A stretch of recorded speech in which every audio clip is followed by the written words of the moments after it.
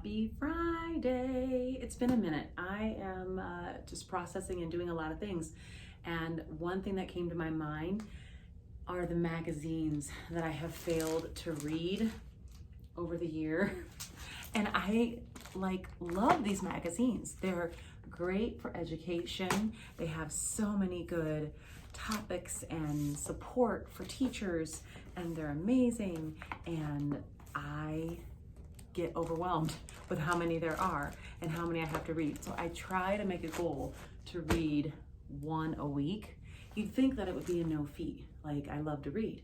And then the days get ahead of me and it gets crazy. And so I'm just curious as to how many of you have the same issue where you get all these magazines, and then sometimes you get your airplane mileage points to get you free magazines. And it just gets overwhelming. I remember I was subscribing to all of my favorite magazines, and I felt awful because they started stacking up as I got into motherhood and my career, and I couldn't read them, and I was wasting trees. And then I came across the library's app that they have called Flipster. Let me show you a little bit about this one. So to help cut down on it, I have also downloaded not only the Libby app from the library, but the Flipster app. And the Flipster app is really nice because it has magazines by every category that you want to go through. You can click on categories and select the ones you want, like diversity or fashion or family.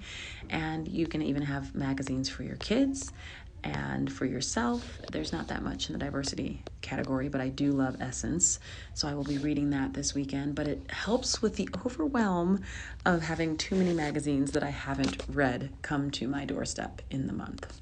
So to not feel overwhelmed with all of the magazines that I have, especially my professional magazines, I think they're really important to stay up on the research and information that's coming from people and others in the field. And I love to read what is happening. I think it keeps me current as an educator.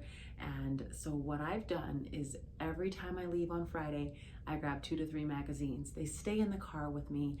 I am Uber mom extraordinaire, picking kids up, dropping them off, waiting for them in the parking lot, that I can take a minute to look at a few articles here and there. I have found that to be so helpful because then I'm able to use them in my workshops, in my slides, and in teacher discussions. I rip the ones out that I really like, or I find them online, scan them in, and get ready to use them for later. So there is a way to not feel the overwhelm of the magazine madness and still stay current in your field and career. So whatever you're interested in, take advantage of whether you want to subscribe to them and get them in the mail or using the library app. It's amazing. And I'm not getting paid for the library to advertise them, but the resources are so plentiful at your library, and they're free. So just take advantage. So those are some Friday facts. Go visit your local library. I'm headed there now.